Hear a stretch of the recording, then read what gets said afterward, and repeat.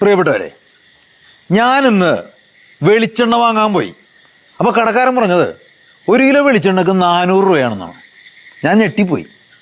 അങ്ങനെ ഞാൻ 200 ഗ്രാം വെളിച്ചെണ്ണ വാങ്ങി വീട്ടിലേക്ക് പോന്നു. എനിക്ക് മനസ്സിലാകാത്ത ഒറ്റ കാര്യമാണ്, എങ്ങനെയാണ് ഈ വെളിച്ചെണ്ണക്കൊക്കെ ഇത്ര വിലക്കയറ്റം ഉണ്ടാവുന്നത്? നമ്മുടെ നാട്ടിൽ ഒരു സാധനത്തിന് വില കൂടണമെങ്കിൽ ഒന്നില്ലെങ്കിൽ ആ സാധനം കിട്ടാതാവണം, ഈ നാട്ടിൽ തന്നെ കിട്ടാതാവണം, അതിന് ക്ഷാമം ഉണ്ടാകണം, അല്ലെങ്കിൽ വല്ല പ്രകൃതി ദുരന്തം വന്നിട്ട് ആ കൃഷിയൊക്കെ നശിച്ചു പോയി ഈ സാധനം ഇല്ലാതാവണം, അതിന് ക്ഷാമം വരണം, എങ്കിൽ മാത്രമേ വില കയറേണ്ടതുള്ളൂ. പക്ഷേ നമ്മൾ കടകളിലൊക്കെ നോക്കിക്കഴിയുമ്പോൾ, നമ്മുടെ മാർക്കറ്റിലൊക്കെ നോക്കിക്കഴിയുമ്പോൾ ഇഷ്ടം പോലെ വെളിച്ചെണ്ണ കിൻഡൽ കണക്കിന് വെളിച്ചെണ്ണയാണ് സ്റ്റോർ ചെയ്തേക്കണത്. അതിൻ്റെ വെളിച്ചെണ്ണ ഗോഡൗണിലൊക്കെ നിറയെ വെളിച്ചെണ്ണ ഇരിക്കുന്നു. അപ്പോൾ ഇവിടെ ക്ഷാമമില്ല.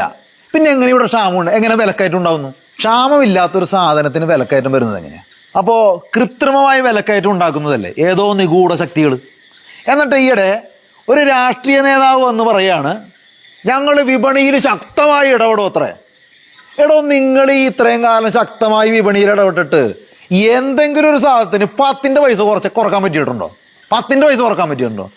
ഈ ഉപ്പ് തൊട്ട് കർപ്പൂരം വരെയുള്ള സാധനങ്ങൾക്ക് 10 പൈസ വേണ്ട 5 പൈസ കുറക്കാൻ പറ്റിയിട്ടുണ്ടോ? ഡീസലിന് വില കുറക്കാൻ പറ്റിയോ? ഗ്യാസിന് വില കുറക്കാൻ പറ്റിയിട്ടുണ്ടോ? ഗ്യാസിനുണ്ടായിരുന്ന സബ്സിഡിയും ഇല്ലാണ്ടാക്കി ഇല്ലേ? എന്നിട്ട് നിങ്ങൾ വിപണിയിൽ ഇടപെടും അത്രേ.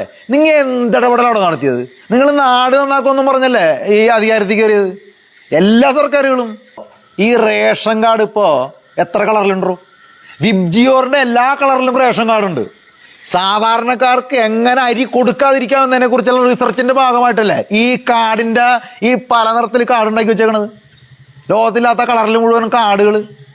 എന്നിട്ട് നാട് നന്നാക്കും അത്രേ. ഇവിടെ സാധാരണക്കാർക്ക് എങ്ങനത്തെ അരിയാണ് കിട്ടണത്? പുഴുത്തരിയും ചീഞ്ഞരിയല്ലേ കിട്ടണത്? എന്ത് റേഷൻ കടയിൽ ജയ അരി കൊടുത്താലെന്നോ കുഴപ്പം? മട്ടരി കൊടുത്താലെന്നോ കുഴപ്പം? എന്താണ് സാധാരണക്കാരൻ ചീഞ്ഞരി തിന്നാൽ മതിയാ? ഈ സർക്കാരിൻ്റെ സാധനങ്ങളൊക്കെ ചീഞ്ഞതോ? എനിക്ക് മനസ്സിലാവാത്തൊരു കാര്യം, ഈ പാവപ്പെട്ടവന് കൊടുക്കാൻ വേണ്ടി വല്ല പ്രത്യേകമായിട്ട് ചീഞ്ഞരി ഉണ്ടാക്കണ വല്ല പാടമുണ്ടാ?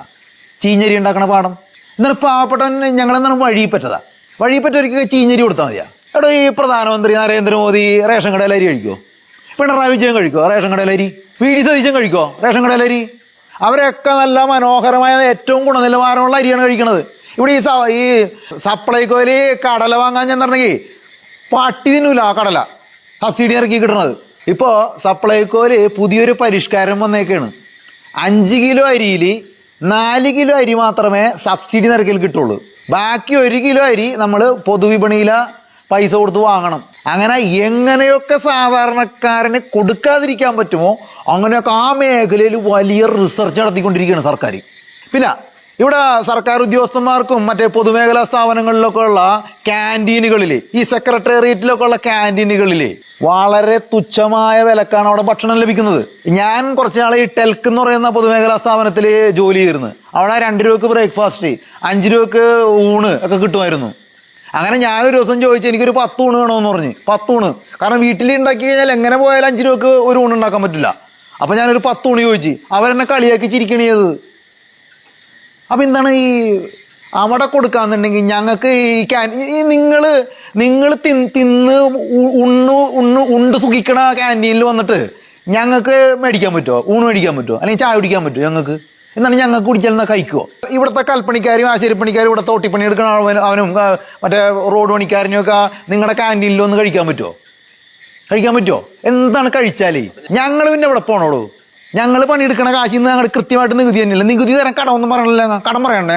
നികുതി ഒരു പച്ചവെള്ളം കുടിച്ചിട്ടുണ്ടെങ്കിൽ, അതിന് ഒരു ചായ കുടിച്ചിട്ടുണ്ടെങ്കിൽ എത്ര നികുതിയാണ് കൊടുക്കുന്നത്? ഒരു ചായയിൽ പഞ്ചസാര, ചായപ്പൊടി, പാല്, വെള്ളം ഒക്കെ കൃത്യമായി നികുതി തന്നിട്ടല്ലേ? എല്ലാത്തിനും കൃത്യമായി നികുതി തന്നിട്ടില്ലേ? ഞങ്ങൾ ഒന്നിനും കടം പറയണല്ലോ. എന്നിട്ട് ഞങ്ങളോട് എന്തിനാണ് ഈ വിവേചനം? അപ്പോൾ സാധാരണക്കാരനിവിടെ പുഴുക്കളെ പോലെ ജീവിച്ചോട്ടെ എന്നല്ലേ? നടക്കില്ല മക്കളെ. നിങ്ങൾ കരുതിയിരുന്നോ? പ്രിയപ്പെട്ടവരെ, എൻ്റെ ഒരു അഭിപ്രായം ഞാൻ ഈ സോഷ്യൽ മീഡിയയിൽ വന്ന് പറഞ്ഞു. ഇതുപോലെ നിങ്ങളും വന്ന് തെരുവിലിറങ്ങി ഇത് പറയണം.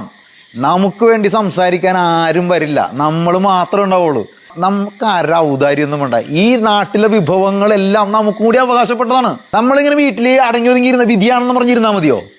നമ്മൾ പ്രതികരിക്കണം, നമുക്ക് വേണ്ടി പ്രതികരിക്കാനായിട്ട്. ഈ നമ്മൾ ഇത്രയും നാളും ഭരിച്ച് നാട് നന്നാക്കാന്ന് പറഞ്ഞാൽ എല്ലാം ശരിയാക്കാമെന്ന് പറഞ്ഞ് കയറിയവരാരും വരൂല. നമ്മൾ തന്നെ ഇറങ്ങണം. നമ്മളെ ഇറങ്ങിയേ പറ്റൂ. അല്ലെങ്കിൽ ഉണ്ടല്ലോ ഇവർ ഈ നാട് കാട്ടുമുടിച്ച് അവരുടെ 10 തലമുറക്ക് ജീവിക്കാനുള്ള സകല സ്വത്തും ഉണ്ടാക്കി വെക്കും അവർ.